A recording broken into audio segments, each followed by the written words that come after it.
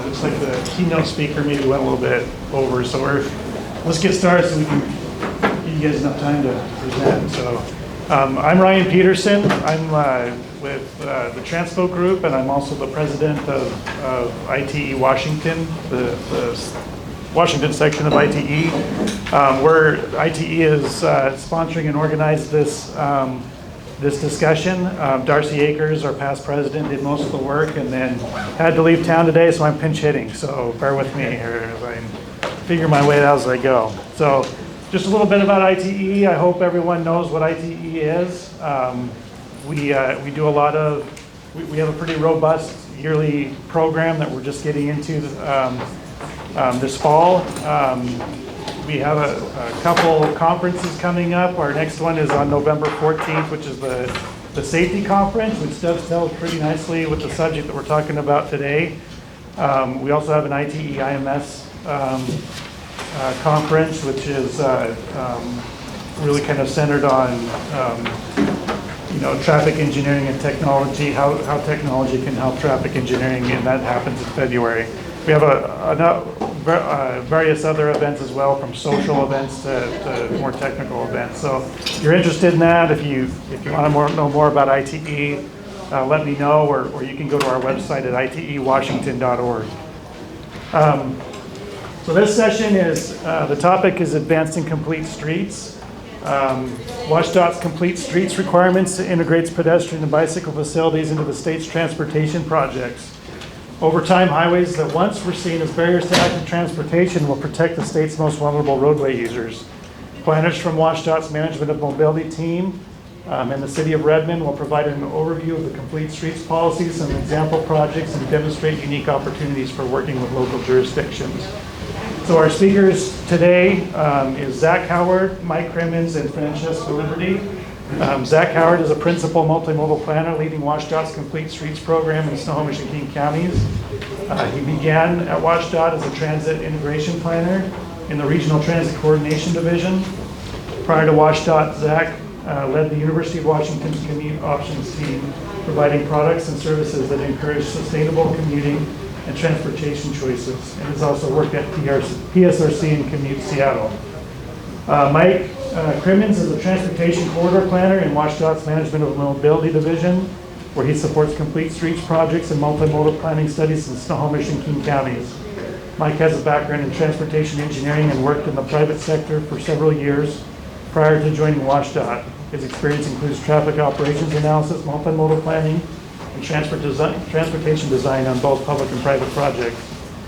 And then Francesca Liberty graduated from UW Civil and Environmental Engineering Department with a focus on transportation engineering. She spent the first 8 years of her career in transportation planning and engineering consulting, working on multimodal planning efforts, ADA transition planning, safety planning documents, and traffic impact analyses. In 2023, Francesca joined the City of Redmond as a senior transportation planner and has enjoyed using her engineering and planning background to help Redmond's transportation network continue to be safe and accessible for people of all modes and abilities. Through her planning work, she hopes to make technical transportation solutions accessible for a wide audience. So with that, I'm going to turn it over to Zach to start off with the presentations. There are seats towards the end of those two rows. Yeah, there's two here. That's the mic. Okay. So this is the mouse pad here. Okay. You got the arrow keys here. Oh boy. Check, check. Is this on? Yeah, I think, do you want the mic just on here, or? Okay. Just leave it on here. Okay. All right, well, good morning, everyone. Thanks for being here, standing room only, very exciting. I know we'll have to compete with the noise a little bit as people trickle in, so I'll try and speak up. Thanks for joining us to talk about Complete Streets. Great.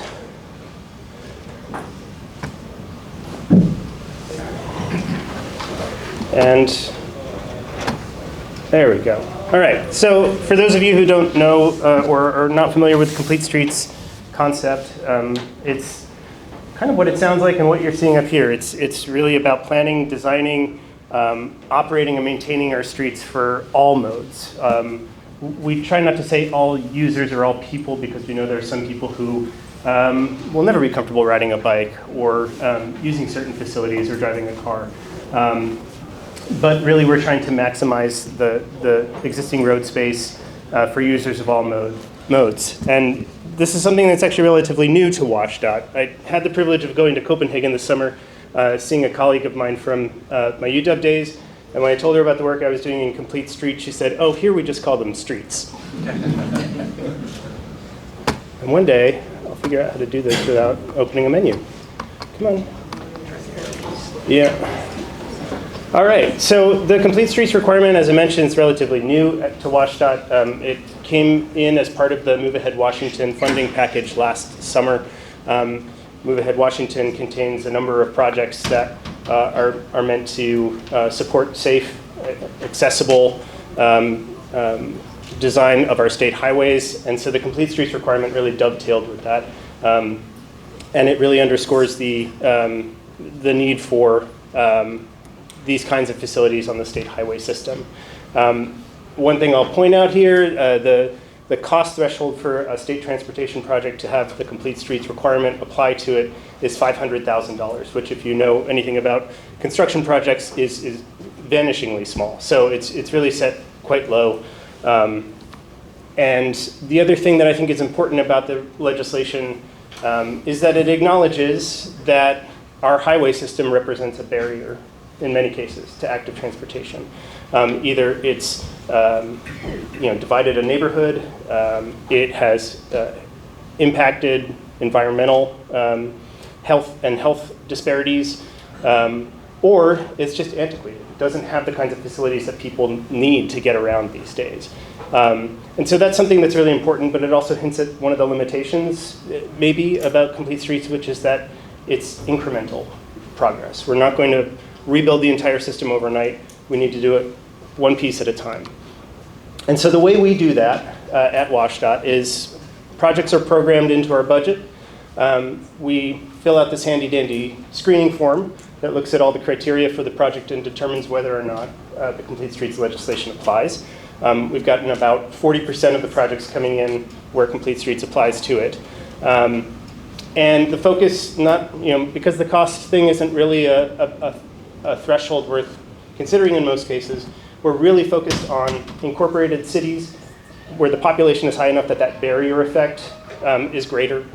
And also where other population centers where there's a historical impact from the highway construction or environmental justice issues existing today that are likely exacerbated by the proximity to the state highway. So once a project is screened, we start the pre-design process where we begin looking at what are we going to do to incorporate Complete Streets elements into this project. So Mike will talk some more about the different project types that we handle, but all of them, when we receive them, they don't come to us with Complete Streets or pedestrian and bicycle facilities built in. These are paving projects or intersection improvements. They don't necessarily speak to the needs of non-motorists, and so that's where we come in at the very beginning. A couple things that I'll point out that are very important. This is not WashDOT coming into communities and saying, we're going to build wide sidewalks and bike lanes to this specification. No, we go in and we work with the communities. We talk to them about their active transportation needs, their comprehensive plans and active transportation plans that they have in place already. Those are the visioning documents that we're going to try and work towards. But we do have a baseline need, which is eliminating the active transportation gaps. We have a statewide active transportation plan that identifies those gaps. And if we have a project on those corridors, we're going to address that gap. But we have to come up with something quantifiable too to aim for. And that's these two bolded things at the bottom: level of traffic stress, or LTS, and route directness, which is what it sounds like. But I want to talk a little bit more about LTS. You see here, we're looking to provide bicycle and pedestrian facilities that offer LTS 1 or 2. LTS is measured 1, 2, 3, and 4. And as you can see, this is kind of the lay definition of it. I think it's pretty intuitive if you're looking at this. Yeah, the facility on the left is very wide. It's separated from traffic. The traffic volumes are low. There's streetscaping, trees, very pedestrian-oriented design or human scale design, if you will. And as you move further to the right, the traffic speeds increase, the volumes increase, the number of lanes increase, and those facilities start to shrink too. Until at the very right, you've got maybe only the very willing, reckless, daring folks riding alongside the traffic. And that might be something you're willing to do if it's just a block, because it's that one block, that one bottleneck. But what we want in our design are facilities like LTS 1 and 2 there. Same is true for the pedestrian infrastructure. I think this is a pretty intuitive slide. Where would you feel comfortable walking if you were walking with a school-age child or someone who needed extra time crossing the street? And if you're able-bodied and feel comfortable, you might be willing to risk it on LTS 4. But obviously, the preference would be for something quieter, safer, more attractive, designed for people. So there are ways that we quantify it, and we use these tables to start with. And as you can see, level of traffic stress is measured. Each of these tables represents a different facility type. The one at the very top is the basic, no sidewalk, no bike facilities whatsoever. It might not even have a shoulder. And so you can see it's a measure of how many lanes in each direction, how much traffic do we get every day on that stretch of road, and what is the posted speed limit. And so you can see on a facility with zero ped or bike facilities, there's a very small window to reach that level 1 and 2. So we need to start thinking about, could we add facilities to broaden that, or could we lower the speed limit? There's lots of ways that we can think about getting to LTS 1 or 2. One thing I will point out is we do consider in the short term anyway that average daily traffic is not going to change as a result of our project or whatever intervention we put in there. But we haven't really tested that out. That thinking might change in the future. Here's some other, these sort of represent the wider facilities that we were looking at in the other slide. And as you can see at the bottom, having a separated bicycle lane, buffered, far removed from traffic, then you can reach it at almost any speed and traffic volume and lane width. So one thing I'll say about these tables, it does show that when you think back to that typology of the different LTS 1 through 4, LTS 4 has a real long tail. There are lots of roads in existence right now that are LTS 4, lots of state highways. The other thing that's sort of limiting about these tables that I find is the traffic volumes. So Mike and I work solely in King and Snohomish counties. We have yet to find a state highway that has less than 6,000 daily cars on it. And if we, I don't think we'll ever find one. So these are statewide measures, but you can see there's some limitations there in how we can talk about the different types of treatments. Which is why I'm really excited to share these. These actually are like brand new, came out yesterday, published in our design manual at WashDOT. These are refined criteria. These are the pedestrian level of traffic stress criteria. The bicycle ones are very similar. But I mean, these are brand new. One of the things we find working with engineers is that they don't have the kinds of resources you might need to design for a pedestrian, design for a bicyclist. It's really hard to navigate that user experience from a design perspective in ways that are surprising for 2023. But if you told me 20 years ago that engineers at WashDOT would be considering how frequently is there shelter and shade for pedestrian on a state highway, well, I would say, why are you talking to me about that? But I would also say, yeah, I mean, this is brand new. This is a real game changer. So again, we haven't had time to test this out in the field, but I think this is going to be really exciting. I also want to talk about route directness index. These are some kind of textbook examples. Like, I think they're literally from a textbook, but there are two different types. You have something called physically high route directness index, and that means your destination is right there, but because of the layout of the streets, like person living in house B, has to go up out of their way to get to that destination, which is the triangle.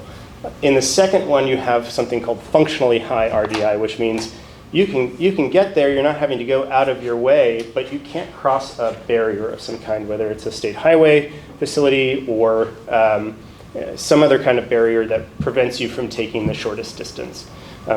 Complete Streets aims to address both of those kinds of route directness challenges. It is quantifiable. How long is your trip divided by the straight line distance between you and your destination. And this is just another example. A person in one of these homes circled at the bottom would need to walk through this subdivision, classic sort of suburban curvy street design, when the house that they want to go to is very close by. The introduction of some shared use paths there fixes that, but these kinds of designs are still being built today in this country. So here's a good example from out east. This is in Walla Walla. A person, I don't know how easy it is to see that, but in the top left, a person from that residential area who wants to go get a smoothie, walks out of their residential area. They find this interchange which only has crosswalks on two sides. So they're forced to cross and be at the opposite corner, but then they find there's no crossing to get to that smoothie place, so they've got to walk all the way down to the south before they get to the crossing and go all the way back up. This design roundabout has 4 crossings for pedestrians and bikes. It slows traffic. It's designed even to anticipate backups from the railroad crossing there on the north side. So we have the tools to do this, to correct for these kinds of barriers. And so I'm going to pass it over to Mike to talk about projects that are closer to home, closer to Seattle, that is. And yeah, take it away. Great, thanks, Zach. So yeah, I'm going to talk a little bit about some of the projects that we've been working on. I'll just preface this by saying that given the Complete Streets is only really a year old for us, we're still pretty early on most of the projects we have. Nothing's really out for bid or has been constructed yet. So this is really, a lot of these are still in the conceptual stage and we're still figuring things out. So what eventually gets built might look a little bit different, but we just wanted to share some of the ideas that we have. So as Zach mentioned, with the way our program works, Complete Streets is usually layered on top of another need that is driving the creation of a project in the first place. Oftentimes it's preservation related or some sort of operational improvement. And so I wanted to go through some of the most common project types that we have come through the Complete Streets process. The first one I'll talk about is our fish passage program. This is a program that we have to replace fish passage barriers throughout our roadway system in Western Washington. And this is the result of a federal injunction, so we have a time constraint associated with it. So there's a lot of projects happening in a lot of places throughout the system, and the structures that are going in to replace the outdated culverts and other barriers for fish are things that are going to be in place for decades. So when we have Complete Streets now spinning up kind of in parallel to that, we want to make sure that the fish passage structures that are going in are forward compatible to the extent that we can. So that means that in the future, when we come through and do a Complete Streets project on a corridor in the future, we want to make sure that we aren't having to tear out and redo work that these fish passage projects are doing to the extent we can. We're obviously working with limited information, but we can at least give the project teams who are designing these some level of understanding of what Complete Streets may look like in certain areas. So one example of this that I'll talk about is on State Route 161 in Federal Way. This is down near the Pierce County line. This project is a little bit unique in that it's a fish passage project, but it also impacts an existing bus stop and is right next to an existing signal. So when we got started on this, we reached out to the City of Federal Way to get an idea of any plans they had for this corridor, and they shared this cross-section from their comprehensive plan with us. And then we also coordinated with Pierce Transit on the design details for the bus stop that's right next to the new structure. And with that information, we started working on coming up with any sort of near-term, lower-cost improvements that could go in with the project now, but also identifying sort of the long-term forward compatibility recommendations. And one thing I wanted to note about the forward compatibility aspect too is that due to the time constraint that the fish passage projects have, they aren't necessarily required to meet complete street standards today. We're just trying to make sure that they don't preclude our ability to do that in the future with a different project. So some of the options we're looking at are upgrading the bus stop to add new concrete boarding pads. Today it's just an asphalt shoulder where you just step out of the bus and you're on the shoulder of the highway. And then also adding a new sidewalk connection from the bus stop to the signalized crossing to the south, because there's another bus stop on the opposite side of the street that people, if they're taking a trip to or from here, would likely need to use both in the same day. So we want to make sure we have a direct connection between those two. And so these are sort of near-term, low-cost things that we can sometimes do with these projects. So we're hopeful we're able to do that here. But we also came up with some sort of long-term potential options to share with the project team for what a fully built-out complete streets corridor might look like in this area. So we started with that cross-section I showed from the City of Federal Ways Comprehensive Plan, and then sort of layered on top our own standards to make sure, and modified it to make sure that it meets our LTS standards in the future. And we're able to share sort of an approximate footprint with the project team that they were able to incorporate into their design moving forward. So the next type of project I'll talk about are our bridge fix. Before you go on to the next one, can we talk about that a second? Sure. Because it still doesn't address the LTS 4 that road will continue to be. Yes, but with the scope of the project, we're doing what we can now and making sure that we're setting the stage for a future project that would likely be a paving project that comes through or something like that to upgrade the whole corridor. I guess my point is since the LTS standards are going to be a default 4 no matter what you do at that location, shouldn't we probably take a step back and understand why the LTS 4 standard is inappropriate? Maybe we need to redesign the standard. Right now, your standard is set up to fail for any state highway or any large capacity road, and it gives us no mechanism to design to a standard that will reduce the rating. That's not actually really true. It is. Adding the sidewalk here gets at least that segment up to LTS 2. It doesn't, because you still got a road that's got a ADT in excess of the design standard, so it's still going to be an LTS 4. Okay, well, moving on. Okay. We can talk about that more later. Bridge preservation projects are another thing that we work on.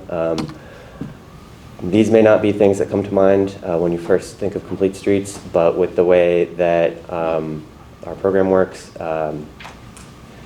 these projects still go through the complete streets process, and this can be a good thing because while it's not necessarily an intuitive complete streets project, these locations are often, there's only so many crossings of rivers and other barriers, and so they play a pretty critical role in addressing RDI and choke points at more of a regional context.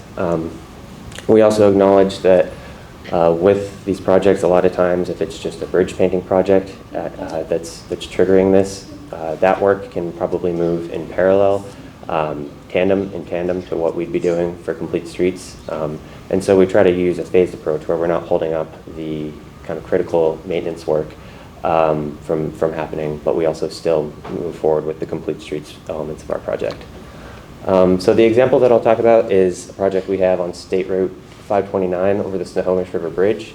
The existing pathways here are currently pretty narrow, and our ability to widen them is limited by the structural capacity of the existing bridges, which are older historic structures.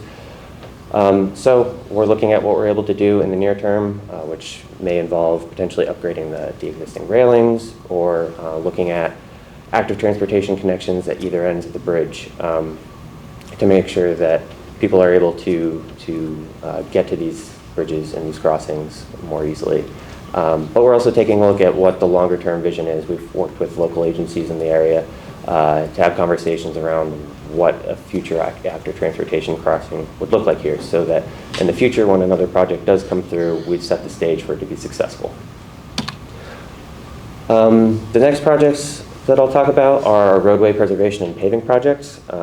These can be more of a wider, corridor-wide transformative project where we're able to make a change to a longer segment of road at one time, whereas the other two examples were more kind of spot or point improvements. And the first example I'll share is a paving project on State Route 525 in Snohomish County, just north of Linwood.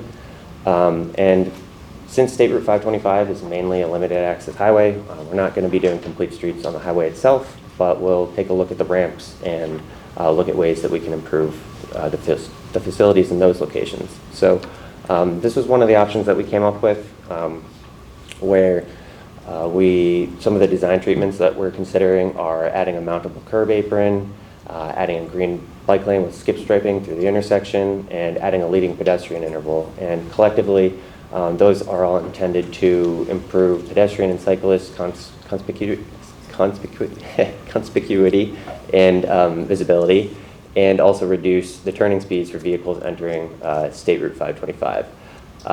And one thing I'll note here is we actually don't have LTS standards for intersections, but in the design manual that came out yesterday that Zach mentioned, there's now guidance on the sorts of treatments to use at intersections based on the adjacent linear facilities. So you'd be seeing a lot of recommendations for things like this if you have a similar setup on another project. Hey, Mike, quick question. Are those Sure. design recommendations based on thresholds, any sort of quantitative tables? It's more qualitative right now, but there is a table with guidance that lays on this out. Yeah. Looking at an example of more of a quarter level paving project, this is a project we've been working on in State Route 203 in Monroe. It's a project that covers a few different segments of 203, but only the portion within Monroe is going through complete streets. And this is in sort of the more compact, walkable downtown area of Monroe, so the surrounding land use is definitely conducive to this type of project. As things are today, this segment currently has a pedestrian level of traffic stress 2, but bike LTS of 3, since there are currently no bike lanes. But the posted speed is 25 miles an hour, and there's one through lane in each direction. And as Zach mentioned, we're, to no surprise, above that 3,000 AEDT threshold. And so that puts us at LTS 3 for bikes. So when we started working on this, we first took a look at the City of Monroe's comp plan. And we're happy to see that they have the desire to add new pedestrian and bicycle accommodations on at least a portion of the project. So when we reached out to the city, we were able to share this with them, and they were able to share some more local insights. They were quick to let us know that parking in downtown Monroe is a very important issue for a lot of the local businesses in particular. They want to make sure that people coming there have the ability to park near their businesses. And so we've been really sensitive to that, and it was great to know that going into this project. So this is just one of the examples, or one of the concepts that we've been working on, adding bike lanes in both directions on a road with these conditions would get us to bike LTS 2. But there are some trade-offs that we'll need to work through when we eventually bring this out to the community.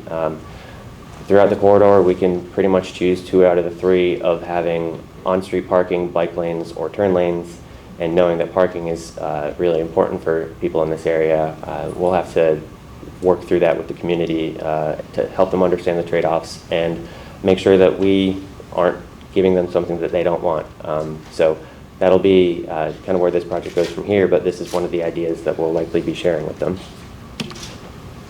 And then the last type of project I'll talk about are sort of new facilities or improvements. These are projects that have more of an operational nexus, so like adding a new interchange, like the example I'll talk about here. This is on State Route 522 at Paradise Lake Road in Snohomish County, sort of in the Maltby area, if you're familiar with it. And this is upgrading the current intersection of State Route 522 and State Route 524 to add a new grade-separated interchange, where today there's currently an at-grade signal. And this project actually started several years ago and went through a community outreach process where they selected this as the preferred conceptual alternative. Project went on hold for a few years, and now it's picking back up again with complete streets layered on it. And so it's a little unique in that we sort of already have a footprint laid out. We know there's going to be these 4 roundabouts and the road configuration is roughly going to probably end up looking something like this, but we'll be making sure that the designs are up to standard for LTS for pedestrians and cyclists. And this is great because there's actually plans for Snohomish County to add a trail on the existing railroad that runs sort of north-south parallel to 522 here. So this project, instead of, will make 522 less of a barrier for people getting to and from that trail when that eventually comes in. So one of the last things I'll touch on is some of the local agency coordination we've been doing. We obviously do this on every project we work on, and our planning studies. We're working with local agencies, cities and counties to make sure that we're incorporating the vision that they have for state routes in their communities. We also work with local agencies through our active transportation technical assistance programs. And one area that we've been trying to get more involved in as the Complete Streets team, there are others within WashDOT who do this already, is coordinating with jurisdictions on their comprehensive planning efforts. Because we want to make sure that these agencies understand the implications of the Complete Streets program and understand that state routes can now be a part of their broader active transportation networks within their jurisdiction. And so that's sort of something that we're working on an ongoing basis. And the jurisdictions in our area are actually going through their comprehensive plan updates as we speak, so we've been able to work on a few of them with that. And then we're also, as the opportunities arise, working on other sorts of planning coordination efforts outside of comprehensive plans. So one example of that I'll share is some recent work we did with the City of Bellevue. We had been working with them on a project on State Route 520, doing some upgrades at the Northeast 124th Street interchange. This project went through Complete Streets, so Zach was working with the city staff. And as a result of that collaboration, we were able to do sort of a peer review of an early draft version of their Bike Bellevue design guide that recently came out last month. And so that gave us the opportunity to compare our new active transportation standards and policies and to sort of see how they align. So there's to see if there are any differences in the way that we're calculating level of traffic stress versus how they're doing it.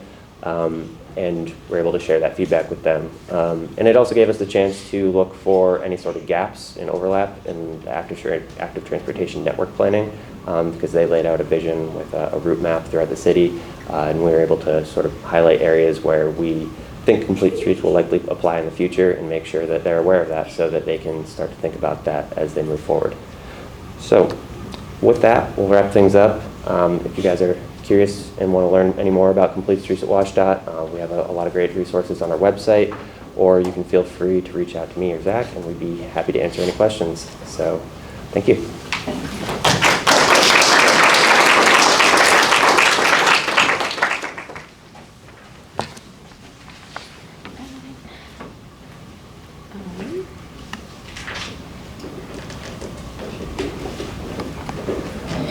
Oh, there's the mouse.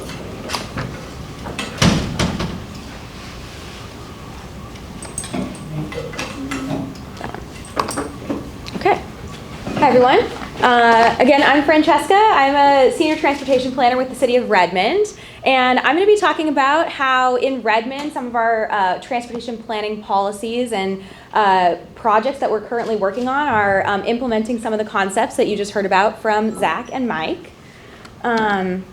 Here's a quick overview of some of the things I'll be discussing today. So first I'll go through some of our long-range planning changes that we're taking on in Redmond with our comprehensive plan, Redmond 2050. I'll also talk about some of our transportation strategies that we're also updating and changing as we work to update our transportation master plan, kind of concurrently with Redmond 2050. Then I'll go through some of our planning efforts that are currently in progress, kind of grouping those into our focus on safety with our local road safety plan and our Safer Streets for All action plan that are getting started. We also have active transportation updates happening in Redmond right now with the update to our bicycle facilities design guide. And I'll highlight that in a little bit with our level of traffic stress. As you heard from Mike and Zach, that's going to be a key piece of that update. We also have some projects going on right now to better access transit. As I'm sure many of you know, light rail is coming to Redmond very soon, and we're very excited about that. And so I'll talk about some of the outreach campaigns and projects we're doing to make sure that folks are aware and getting involved with transit.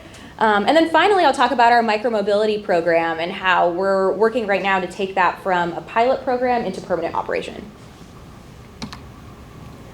So first I'll start by talking about some of our long-range planning that's happening right now. The city's currently undergoing a transformational update to its comprehensive plan called Redmond 2050. And so this is the foundational document that articulates the goals, objectives, and policies, and then actions that guide city decisions. The focus of Redmond 2050, and the focus really of all of our work right now, is bringing Redmond from a suburban to an urban environment, or from suburb to city, as our slogan is at the moment. So this relates really well with our transportation master plan that we're also updating currently. So this is a document that's typically updated every 6 to 8 years. Our last big update was in 2013, so we're working on making sure that this is a really key and thorough update right now, and that is really incorporating the policies that are being set with Redmond 2050. So the Transportation Master Plan is the functional strategic plan that's really guiding all of the transportation investment and activities that are supporting the comprehensive plan. So here are some of our strategies and vision that are guiding this work. These are the guiding principles and strategies for Redmond 2050 and our Transportation Master Plan. So as I mentioned, we really want to organize around light rail and make sure people are aware and getting access to transit. And these goals are really aspirational, but they're also the backbone behind what will be in the projects, programs, and policies of Redmond 2050. And they're really supporting all of the work that is going on in Redmond right now, and are supporting all of the projects that I'll be discussing in a moment. So these are all the documents and projects that we have in process right now, and we think of each of these as elements of our Transportation Master Plan update. So by going through each of these projects, all of these processes, that gets us one step closer to our overall goal of updating our Transportation Master Plan. And our group, our Transportation Planning and Engineering group, is leading separate pieces of work to provide the background and structure for what's in our Transportation Master Plan, our TMP document. So the results of these are going to frame really what focuses those transportation strategies. So I will now break down kind of the highlighted ones, the things that we have in progress right now. And I've kind of grouped these into safety, transit, active transportation, and then our micromobility program. So first I'll talk about some of our safety planning work. Oops, sorry. Okay. So right now we're going through our Safer Streets for All action plan process. And part of that is our local road safety plan. That's kind of where this all starts. So our local road safety plan is going to provide a project list and recommendations that's really going to address strategies that we're seeing based on data out there for safety, where there's safety challenges right now on our roadway system. And this is really working to implement the safe system approach, which requires evaluating the current state of practice, how everything currently fits together, and looking at each approach for consistency. And we're first creating our local road safety plan with WSDOT requirements. And then from there, we're going to move on to our Safer Streets for All action plan that will really implement the strategies that are found in the local road safety plan and create a prioritized list of projects for safety improvements in Redmond. So this is some data that backs up the work that we're doing right now. This graph shows fatal and serious injury collisions in Redmond over the past several years. As you can see, our trend line is heading in the right direction, but we know we always have work to do. and it can be difficult in Redmond to compare our streets to larger cities such as Seattle with larger populations, more vehicles. But we have in Redmond, we have 3.6% fatal and serious injuries with, compared to about 8.7% in Seattle. So again, a bit of a difficult comparison with such different sized cities, but we're working to get this trend continuing in the right direction and continuing towards zero. So this now outlines our process for our local road safety plan.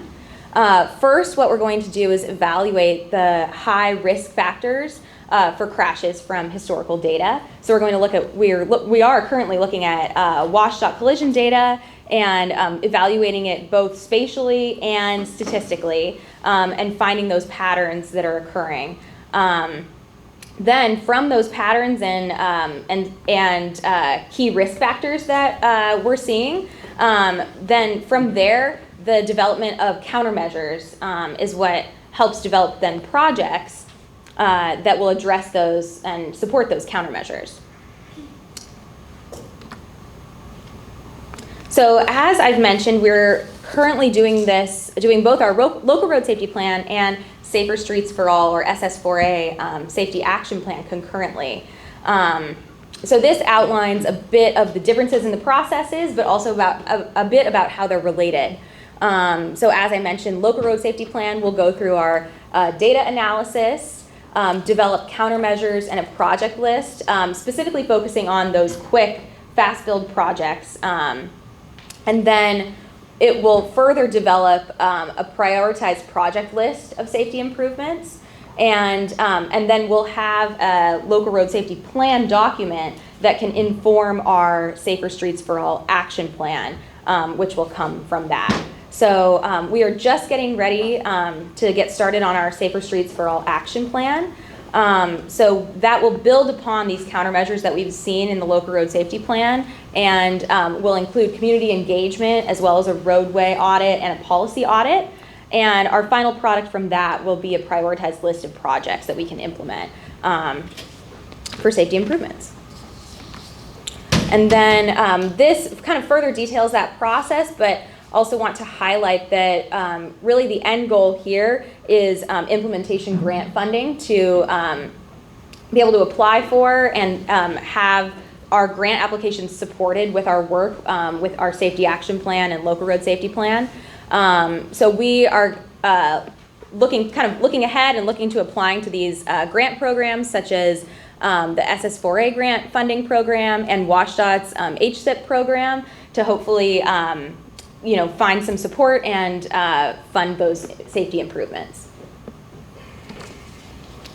All right, so I will now move on to our kind of our active transportation projects, especially our bicycle design guide update that we're currently going through right now. So our bicycle design guide is a manual that helps the city determine what types of bicycle facilities can be installed based on the city's roadway network, roadway type, characteristics, and any existing facilities that are currently on the roadway. So our previous bicycle design guide was updated in 2016. And what we are really looking to do now is incorporate level of traffic stress into our new update for our bicycle design guide. So as Mike and Zach mentioned, level of traffic stress is a key piece of making sure that the roadway feels a safe environment for anyone who wants to be on a bicycle or is walking as well or rolling in the area. So right now we are incorporating level of traffic stress to hopefully improve our current bicycle facilities, but also have this manual be a piece of information that can be used by the public as well as city staff to really be a roadmap for what facility type is appropriate for what roadway in Redmond. So We recognize that maybe not every facility or not every roadway is appropriate for every bicycle facility type, but we want to make sure that we're creating a complete network in Redmond that can be accessible for everyone. So making sure we're kind of matching those bicycle facilities to the roadways that make the best sense to implement them. So by incorporating our level of traffic stress into our bicycle design guide, we're hoping to improve existing bicycle facilities to reduce stress on bicyclists. We want to help bicyclists understand what current roadways should be used for and or avoided based on the current level of traffic stress. So again, kind of using that as a roadmap. And then we also want to fill in any gaps of treatments or facility types that that the city wants to implement and address situational challenges. So specifically looking at transitions into and through busy intersections, and also matching new facilities to what's out there and what our existing facilities are. So now I'll talk a bit about our Routes to Rails project, which was our outreach program and pilot project. Resulted in some pilot projects that are helping folks become more aware of the new transit coming to Redmond and making sure people know how they can access transit, maybe without using a car, hopefully. So our Routes to Rails project was a community engagement campaign that is supporting our TMP update as well. So we're using the insights that we found from this community engagement to support our transportation master plan. So we asked the community how they plan to access the future light rail stations that are coming to Redmond, and what or any improvements that the city could make to improve biking, rolling, and walking in these areas. Our first phase of this engagement campaign received 179 unique responses. From those responses, we moved on to pilot project development. So we also engaged community members to select 4 different pilot projects that they could then vote on. So that was our phase 2. We had 4 pilot projects to choose from, and folks could select which one they found most compelling or important to them. And that phase received another 267 responses. And so then in May and June, we implemented the winning pilot project. And that was our wayfinding improvements near and around the Heron Rookery Trail.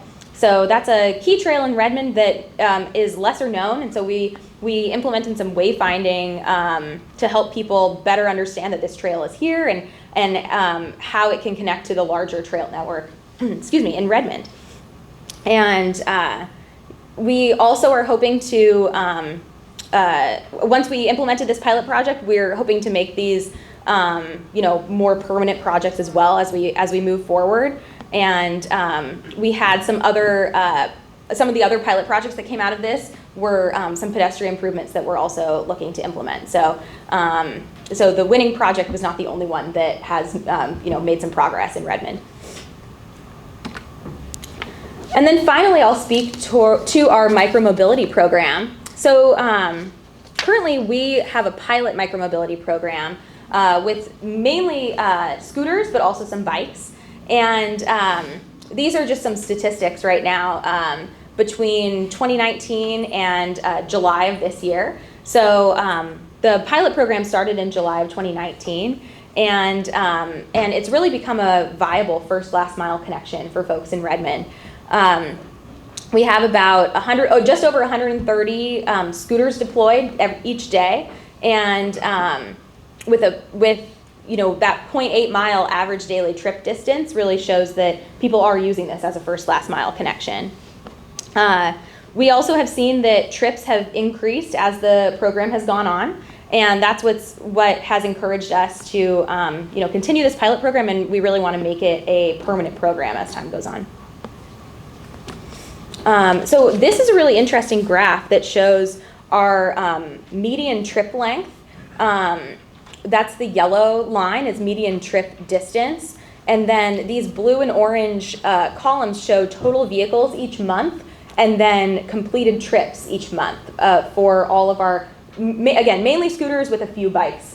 So this is mostly our scooter program. But one thing I'd like to highlight is that trend line that shows from fall of 2020 all through July of this year. The median trip length has increased from about 0.6 miles back in 2020 to just under a mile this past July. So we really have been seeing increased ridership and increased use of our micromobility vehicles, and it's a really encouraging sign for us.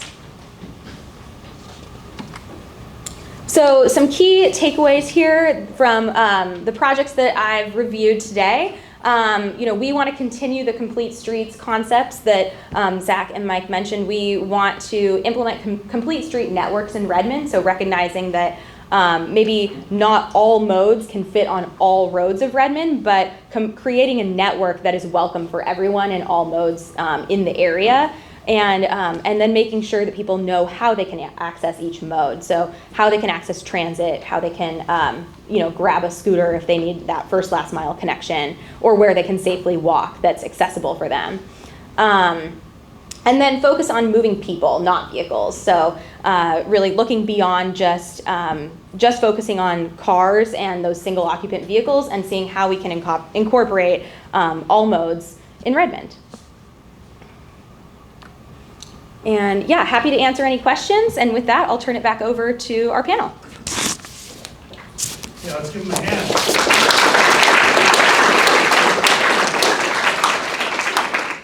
So we have about 15 minutes for questions. Anybody have questions for our panelists? I was curious if the City of Redmond has a way of maybe quantifying or identifying near misses, because you said that you look at like crash rates and collision rates, but I don't know if that's a data set that you guys consider in your decision making on where to put in like complete streets and like intersections. Yeah, that's a great question. That's actually something that we're looking into right now. We received a grant from the National League of Cities, and in partnership with GM Future Roads, we have some safety view tools and data sets right now that we're looking at that incorporates near miss data. So that's something that we would like to use more, and that we're looking into right now. Okay. Yeah. Is that like video based or? Right now, it's like Bluetooth and database. We don't have a video data set yet that I'm aware of, but I think it's based on that, and then develops the data points from there. Yeah. Somebody back here was. I actually had a question for either Zach or Mike, just a quick one. You mentioned some new guidance that came out yesterday. Where's that available? I'm not seeing it on the website yet. It should be in the design manual, if you go to the publications page of WashDOT. Okay. It'll also have an update a summary update of everything that was modified in the new version. Is that the revised yes? Whatever you said came out yesterday. Okay. Yeah, the refined, yeah. That's Right there. Yeah, to refresh, just got a quick question on the numbers that you presented. Were those primarily contextualizing the public share vehicles that are on the road, or also privately owned and operated scooters? Oh, the micromobility numbers? Yeah. Yeah, so those are our monthly stats from Lime, who's our single micromobility vendor right now. Yeah. So it wouldn't account for privately owned? No, yeah. Devices. Okay. So I know, in a lot of these complete streets efforts, we're really focusing on these LTS scores and really trying to make these facilities as comfortable as possible. But in trying to develop and design some of these, I think one of the biggest challenges that we're facing, City of Bellevue working on the Bike Bellevue project, is how we kind of compare that LTS score with vehicle demand and traffic analysis. Has WashDOT started having some conversations on how we can do traffic analysis that really shows, one of the questions that we recently got from one of our transportation commissioners as we were showing capacity of the roadway was, what is this total capacity of the roadway post-bike infrastructure, or is this just vehicle capacity? And right now, we only have ways to measure vehicle capacity, not this like total roadway capacity measure, which I think has been something we're really struggling with to communicate. Yes, we might be removing a lane of traffic for vehicles, but we are adding bicycle lanes. what conversations and what processes are being developed for kind of the traffic analysis of complete streets? That is a really great question. In fact, it sometimes feels like the question that we're having with the discussions we're having with our engineering staff. And I think, I don't think I'm selling WashDOT short by saying that, for decades, the metric that has been of key importance to our design guidelines has been the free flow of automobiles. It's baked into level of service for vehicles. It's baked into a lot of the design guidelines. Complete streets does represent a change, fortunately, or arguably change happens slowly at an agency the size of WashDOT. I think that we're creating new benchmarks every time we start on a project. And again, these new refined criteria, they don't get at the heart of what you're saying, but I think they get us into a part of the conversation that we haven't been part of before when we talk about designing for other modes.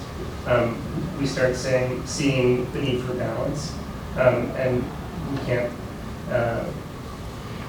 overturn immediately decades of precedent, but we can start saying, in addition to this level of service that's important to you as an engineer, as a designer, we now need to balance it against the needs of the pedestrian experience and the bicycle experience on this facility. And I think that's opened up a lot of opportunity. I think it'd be great if it moved a little more quickly, but again, we're making incremental progress. And I would just add that now having an actual quantifiable metric that can kind of stand in parallel to level of service is really helpful because it helps you better understand the trade-offs in a numerical way when you're looking at project decisions, which engineers like to think numbers, so that's always helpful. To piggyback on that, I've heard you say, I think, is it Zach? Yeah. Incremental change a couple of times, and I'm just curious in your maybe personal experience or opinion if there are avenues that you think is like, oh, there's room for more disruptive change or a bigger incremental change in this one area that's maybe outside your scope. Just curious if those have percolated. Well, as a civil servant, I try and stay in the lines. Sorry. But, I think it's a fair question because I think change happens gradually until it happens suddenly, right? And so I think we're beginning to see the difference in the actual designs that are being developed. And so the roundabout that I showed you from Walla Walla, like that 10 years ago would have been groundbreaking. And now it feels like, well, this is great, it's innovative, it's new, but we've got others like it in other parts of the state, and we have guidelines from national resources that show us how to develop those. So it's a hard question to answer. I would love for things to be disrupted a little bit more, but these are, like I said, they're really baked in to a lot of guidelines, and it's but something I didn't mention is that Complete Streets is a statewide program, and so these conversations that we're having in King County and Snohomish County are also being had in very rural parts of the state, where the environmental justice impacts of highway construction are compounded by other disparities of poverty and access to education and work and food security and all those things. So I'm happy that it's not just here that we're having a conversation. It's happening elsewhere. So the disruption, such as it is, might be felt a little bit more in those places. I think that makes sense. So I have come across the bicycle and the pedestrian level service in the HCM higher capacity manual. So is this LTS something similar to that or something that we only use for designing complete streets? Can we use the standards of the BLOS and the BLOS for designing complete streets? I think those can still come into play. I'm not sure that we've used them yet at WashDOT.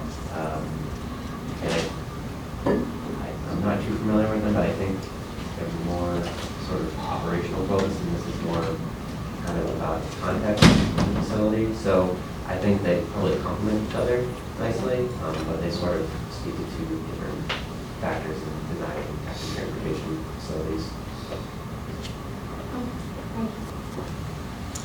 Question for Francesca. For the bike infrastructure projects that are more infrastructure heavy that will require external funding, has there also been discussion on quicker implementation, for example, using automated speed enforcement or other mechanisms to reduce the speed at which the vehicles travel on the current adjacent bike infrastructure? Yeah, that's definitely something that we're talking about, and hoping to look at the speeds of all of our arterials and think of those critically as well, about how the speeds of the roadways can affect the level of traffic stress, because that's a key factor in those level of traffic stress calculations. So yes, that is something that that's being discussed. Just how lowering speeds could help and could help on a wider scale. I have a question from Matt. So you mentioned in your presentation, so parking or curbside parking is part of the completed street project. So can you talk more about that? So in your opinion, what can we do with this parking? Well, parking, depending on the way that you design the facility to be sort of a barrier or an asset, you can use parking on the street to serve as kind of a barrier, I guess, in a good way to protect cyclists on the street. Or sometimes you'll see a lot of bike lanes right next to parking lanes. There's no buffer for opening doors, so that one's risk if you really go when you're riding. So those are all things that we consider apply as category. But then there's also that aspect of it where oftentimes on-street parking is something that the local community wants to have, and as we're seeing in our project, sometimes there's not space to do all those things. So it's just sort of another element that can sometimes get a little contentious depending on the situation that comes into play on a lot of projects and more impact multiple areas where that parking is present. I have a related question about complete streets, and curious if WashDOT or City of Redmond does any coordination with local businesses when designing a complete streets project, because I've seen there be pushback sometimes, if parking's being taken away or they feel like vehicle access is going to be reduced, it might hurt their business. So just curious if there's any coordination efforts. Yeah, actually on that project in Monroe, we may be having some conversations with local businesses and city council members and local community members soon to start to talk about those sorts of issues to get ahead of it, because we know that it's going to be an important topic. So yeah, that's something that we do as part of our outreach efforts, these conversations. We've also heard that in, sorry. Oh no, I was just going to echo that as well. Okay. Yeah. We've also heard the project that you mentioned, Mike, with the bridge painting in Everett. On the north end of that bridge is a lot of industrial scale land uses, lumbering, local stuff, and so some of those businesses are concerned about having active transportation near their managed access for their businesses. So we do have, initially we get those kinds of things telegraphed to us by our local agency partners, and we reach out to them, but yeah, ultimately when we do community engagement, we will hear directly from those folks.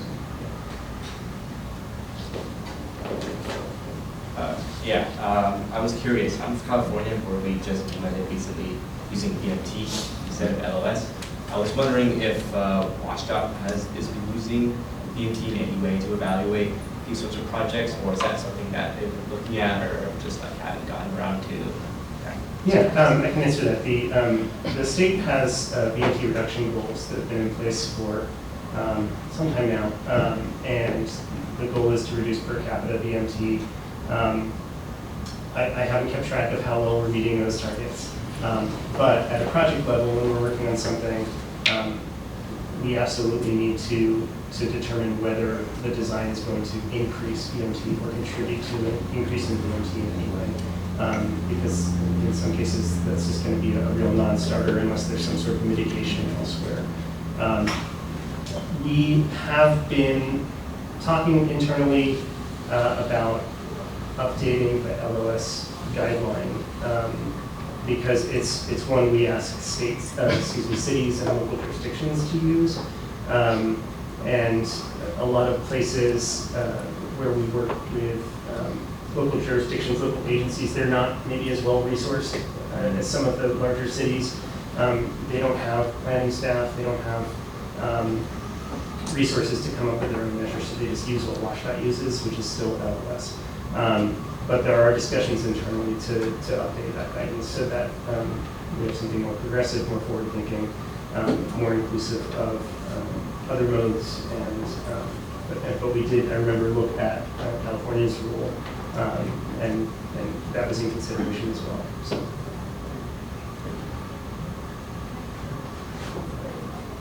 Any other questions? Sorry. There you go. For both WashDOT and Redmond, concerning quick build projects, because I think you both mentioned them, does the City of Redmond or WashDOT have any guidelines on when it's appropriate to take a previously quick build project and turn that into a more permanent facility? Just because quick build by its nature can degrade more easily over time, so let's suppose gone or faded paint, and then that can increase the LTS level, and previously LTS 2 can become LTS 3 over time. I was curious if there's any guidelines or any sort of thinking behind when those should be made into more sort of permanent facilities. I don't know about I can't speak to guidelines necessarily, but I can speak to our Routes to Rails project. So we had those 4 pilot projects that folks could vote on, and we kind of recognized that that implementing them in a pilot status didn't make that much sense, because several of them were pedestrian crosswalk improvements. We have the wayfinding signage. So we were really more looking to see how we can implement all of them if we can on a more permanent level. So, and that's what we're hoping to do now. Accompanying the kind of the pilot wayfinding signage was some pedestrian crosswalk improvements at the Bear Creek Parkway and 160th intersection that helped reduce vehicle speeds going through that intersection, because that was right adjacent to the trail. So we coupled that with the wayfinding signage, and those pedestrian improvements are permanent. So yeah, really looking to see what we can do in a more permanent sense than implementing something and then taking it away again. And then at WashDOT, we have a program that does sort of low-cost, quick fix improvements that's kind of separate from complete streets. So I don't know too much about that, but when we're looking at the near-term improvements to complete streets projects, we always try to couple those with a longer-term plan to preserve and use them in the future. There's obviously going to be questions around funding, but you have a plan set up that you can share with people and use to go after grants or try to get legislative funding or some other funding source. You're a lot more likely to have success doing that if you have something that you can showcase. So if we're doing some sort of near-term, lower cost improvement, we want to make sure that it's coupled with a longer-term that we can be trying to implement, even as that near-term solution is going in place. I can just also quickly respond to that from a City of Bellevue perspective with the Bike Bellevue program. 2 things that we're really making sure that we think about, since the Bike Bellevue program is mostly channelization, tough curb, those kind of things, not a lot of concrete and pavement, is with Bike Bellevue, we then have leverage to speak with the developers on those roadways to say, when you come in, you need to provide an LTS1 bicycle facility on your frontage. And the second element that we're discussing internally is we need to ensure that we have funding for maintenance of all of our bicycle facilities that we're installing with Bike Bellevue, so that when our barriers and buffers and channelization do degrade over time, that we have the funding and the budget to replace that, and the staff to replace that over time to make sure that it's still in good standing until a larger project can come through. Thank you. One really quick question. But so the complete street, especially on WashDOT's end, you mentioned your screening process, and it seemed like these were all projects that were kind of already defined, and that, so you're kind of changing scope and that type of thing. What's the mechanism for ensuring that these concepts are considered from project inception? Is there any scoring and grant applications and, or, what's the mechanism for ensuring that this is? So the majority of our projects come to us through the preservation program at WashDOT, which is basically when the roadway no longer meets the current demand of vehicle traffic. It needs repaving, or the intersection is incapable of getting vehicles through quickly enough, things like that. The Complete Streets program, the legislature in their wisdom didn't attach any funding to the Complete Streets program. So the challenge there is very real. We can't come into the room and offer additional budget to facilitate these kinds of improvements. But we're leveraging the existing construction work to say, as you repave, you're putting in bicycle lanes or widening the sidewalks. It's the same crew, it's the same equipment that you would need. So, and it kind of, in a good way, I would say, helps us look for low-hanging fruit opportunities that that the community can help us identify to make fixes that are lower cost or more practical than maybe something fancier. Am I answering your question? Yes. Kind of. But it seems like if these things were considered from project inception, when budgets are being formed and scope is being formed, it would solve that problem. Right. I see what you mean. Yeah. We're in the room very early, but it's not at the moment when things get funded. And I think that is a conversation that's ongoing at a higher level than Mike or I. But it's something we're trying to figure out in the long term. I think that hopefully there will be some progress in that.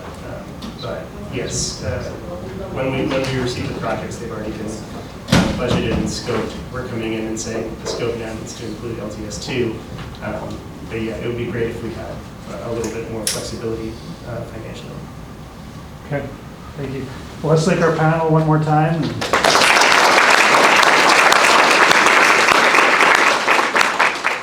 And thank you everyone for coming to the session.